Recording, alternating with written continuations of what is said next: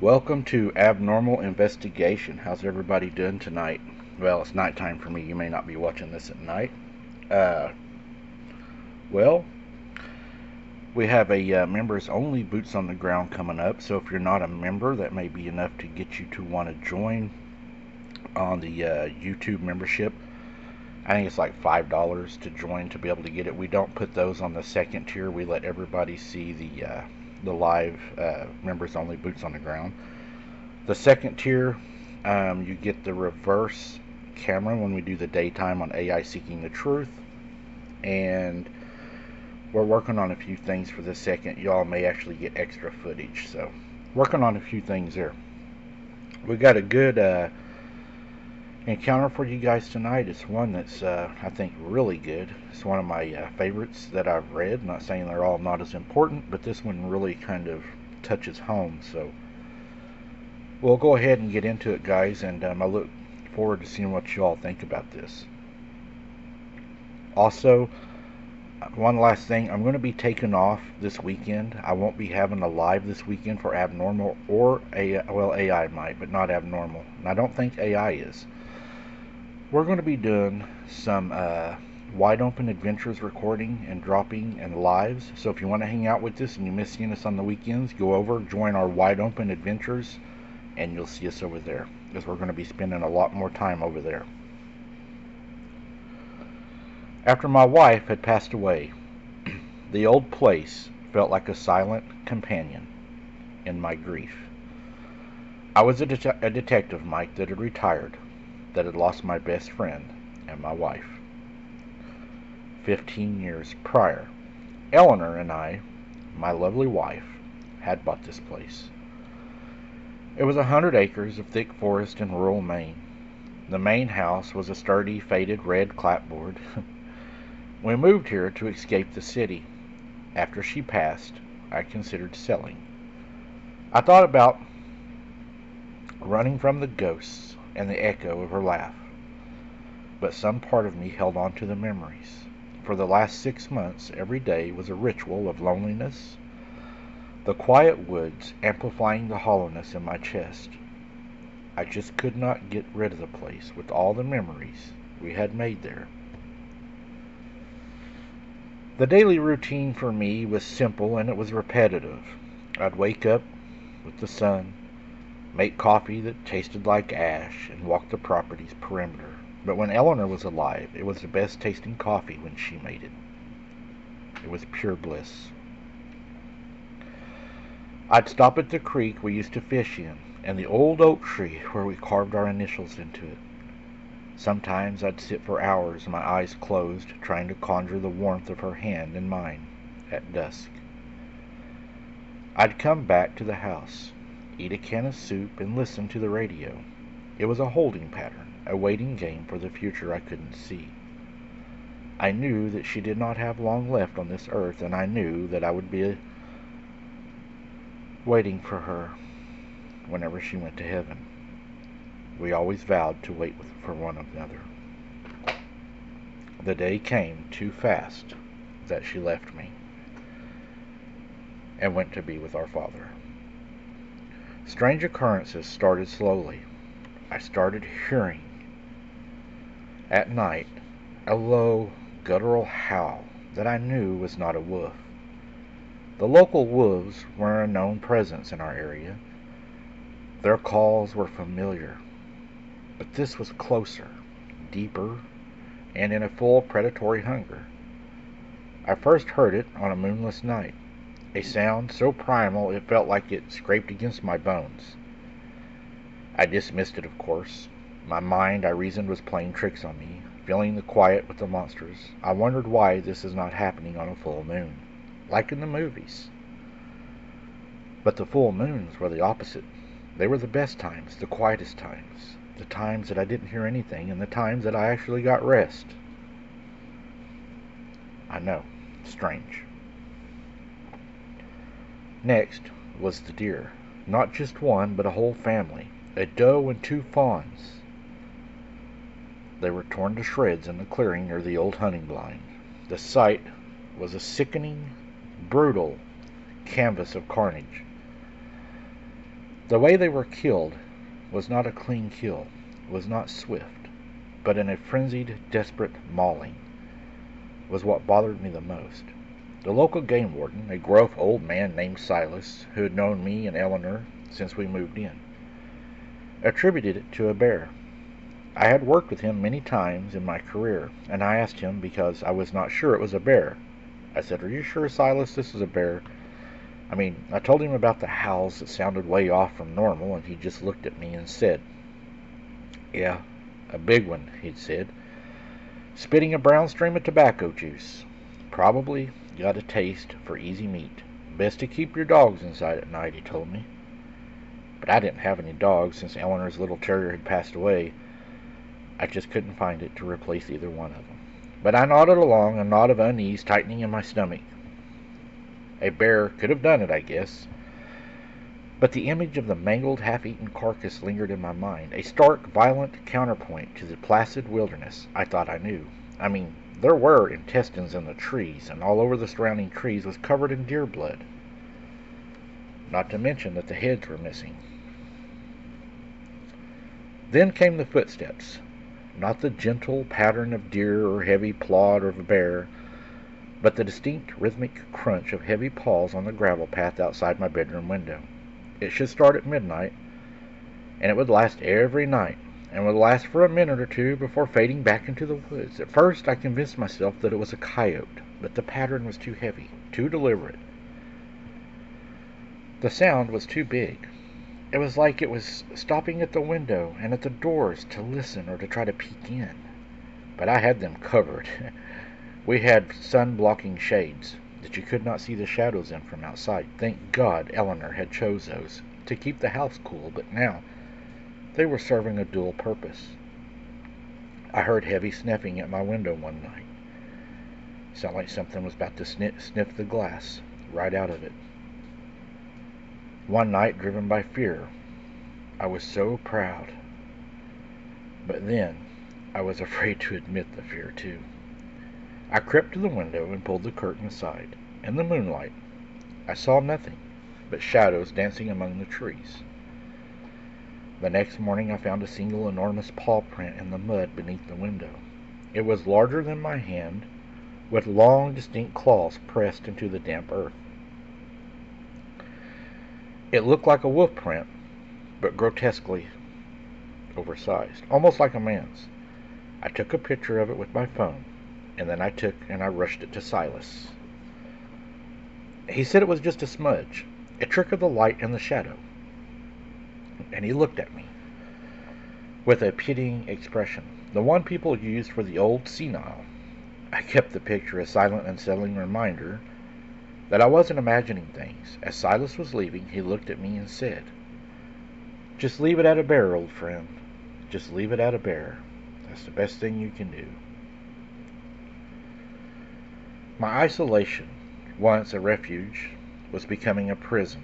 The silence, once a comfort, was now a source of dread. I found myself checking the locks twice and 3 times at night. I started leaving the porch light on, a small beacon against the encroaching darkness. I sit in my worn armchair, clutching to the shotgun I'd inherited from my father, and listening to the forest. Every crack of every twig, every rustle of leaves, to me was a potential threat. Mike, I actually felt hunted. The night of the fading moon was the worst. The woods were awash in a pale, ethereal light, with the shadows long and distorted. I couldn't sleep. The howling started again, this time closer and more desperate. I wasn't sure what it was, but it wasn't a cry of pain, but of declaration, of warning. I heard the crash of branches snapping, the heavy thud of something large moving through the undergrowth. I stayed rooted in my chair, shotgun in hand. My heart was frantic as it drummed against my ribs. Then the creature broke through the tree line, stepping into the moonlight, clearing in front of my house. Not far, either. There was probably a half a moon that night, and with my porch light on, it was lit pretty well. I stared, breath caught in my throat, at a thing that stood there. It was tall, almost 7 feet, and moved with a strange, loping gait. It was not a bear. Not at all. And especially with that posture. It was walking on two legs, but it was hunched over, its arms long and powerful. They ended in claws that gleamed in the moonlight. Its face was a grotesque mix of a man and a beast. A wolf, if I would have to guess, with a long, lupin snout, and eyes that glowed with an eerie green light. Its body was covered in matted grayish fur, its muscles rippling beneath the surface as it moved. It was a creature that was not supposed to exist. It sniffed the air, its head held high, and then its glowing eyes locked onto my window. I froze, the shotgun feeling like a child's toy in my trembling hands. It wasn't looking at me with hunger, but with something else. Something like it knew me. It let out a low, mournful sound, a sound that held a chilling note of human sadness. This thing sounded in pain, and at the same time, with a hint of evilness. I don't know how long we stood there staring at each other through the glass. The creature didn't move, just stood there, its gazing unwavering.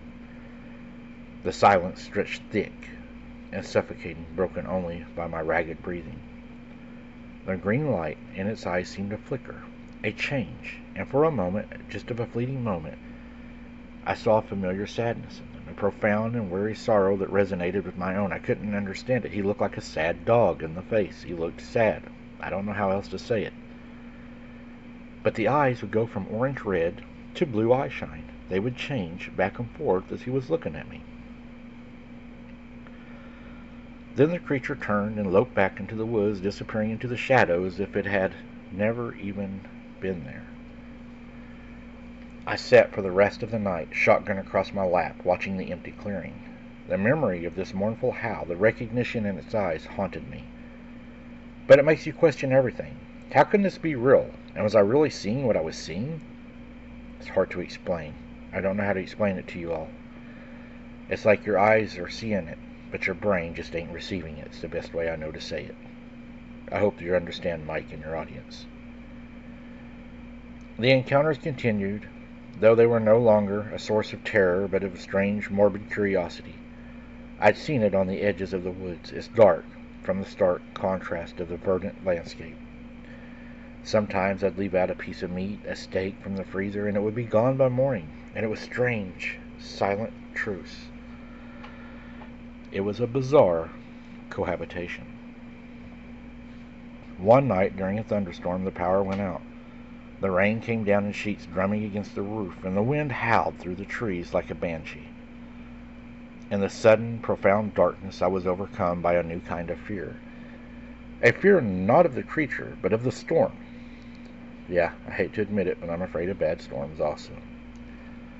And as the wind tore the shutters and the primal part of me screamed for safety, for companionship of Eleanor being there with me to comfort me and to tell me it would be okay and it would pass soon, I was afraid and I was scared. And depression was very bad with me at this time, Mike. But that's when I heard it. A scratching at the door, soft at first, then louder, more insistent, more like a knocking. My heart was hammered against my ribs. It was here. I grabbed the shotgun, my hands slick with sweat, and I crept toward the door. I knew I should just wait it out, but something compelled me to see. I reached for the handle, turned it, and slowly, to see. The door opened to a crack. I don't know why I did this. I just felt like I needed to. A figure stood on the porch, drenched in the pouring rain. Not the monster I'd come to expect, but a man. He was tall, with a rugged, unshaven face, and a thick head of graying hair. He held a shovel in one hand, and his clothes were torn and muddy. He looked exhausted, like he'd been through a war. The rain plastered his hair to his forehead, and his eyes green and intense looked directly into mine.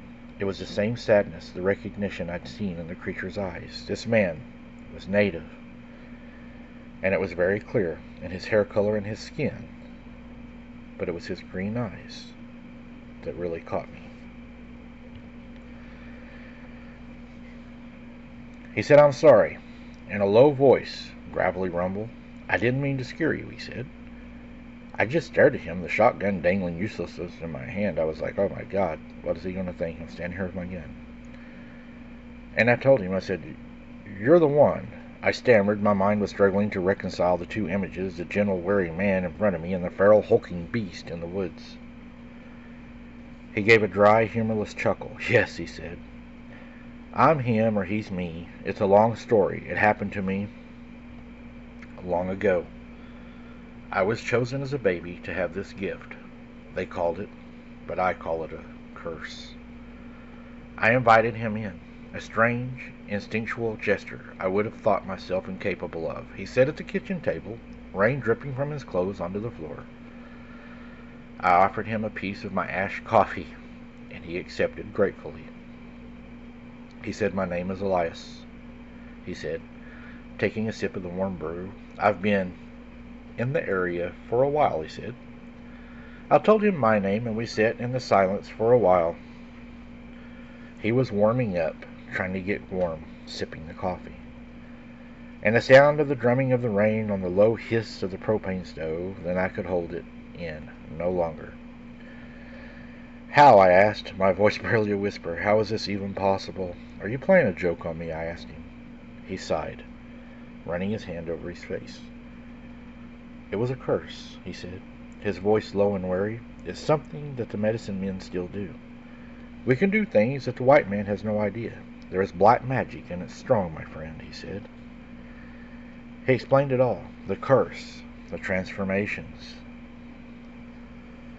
And, he said, it had happened for centuries, and he had been running and living for centuries of hiding. And yes, Mike, he did say centuries.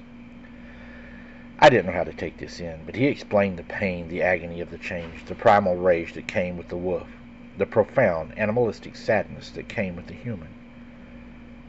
He talked about the loneliness, the isolation, the constant fear of being discovered, of hurting someone. I asked if he had ever hurt anyone, and he just smiled and kept talking at that point. I did hold the shotgun a little tighter at that moment. I listened, captivated, my earlier terror replaced by a profound sense of pity and understanding. His story, as unbelievable as it was, resonated with my own. The deep, aching loneliness, the sense of being trapped in a life you didn't choose, the feeling of being a monster. It was all there. I nodded, swallowing the lump in my throat. "My wife, she passed away," I said, 6 months ago. I know what it's like to feel like you've lost yourself, like there's a beast inside you, tearing at your insides. A flicker of understanding passed between us, a shared connection forged in the crucible of loss, of loneliness. We talked for hours, the storm raging outside, our shared stories filling the void that had consumed us both. But I couldn't help in my worries. When we're done talking, was he going to kill me, or would I kill him? We both talked about Eleanor and the things she loved, the way she laughed. He listened, his silence a comfort. His presence was almost too calming. It was a weird feeling. It was hard to explain. The storm passed and the sun rose, casting a golden light over the rain-soaked forest. Elias stood up, his body straight and tall, a sense of peace replacing the weariness in his eyes. "I have to go," he said. "The full moon will be soon, and I have a long day ahead of me." I walked him to the door, and as he stepped toward the door, he turned back to me, and he said, "Thank you," he said, his voice thick with emotion, "for listening, for being a friend." I just nodded, unable to find the words. He disappeared into the forest, and I was alone again. But the silence wasn't so deafening this time. The hollowness was still there, but I was still filled with something else, something new. Not hope, not yet, but something kind of like that. A belief that even in the most profound isolation there is a possibility of a connection, even with a monster, if in fact that's what he was. And that sometimes the monster isn't a monster at all, it's just a man lost and hurting, just like me. I have not seen him since then, but I still hear his howls at night in the woods, and I don't fear them anymore. And I don't think I should. Should I? That, guys, to me, was an amazing encounter. Man, could you only imagine? Because, when you look at the Girl Scout murders, the shamans, and the transformations that, Lisa told us about what she had witnessed and what had happened, it makes you wonder, was this just something passing through, someone passing through? What really happened? I'm not going to go out and speculate much on this one. I'm going to let you all do that. This is a really good one, and I really think we're going to get a lot of good comments on this one. A lot of good theories, man. I'm open to your all's theories. This was very, very interesting, and I really enjoyed it. Thank you all for listening. If you don't mind, hit the like button on this and share it out. We'd appreciate that a lot. Until next time, guys, keep your head on a swivel. Don't be something's dinner. And we'll see you on the next one.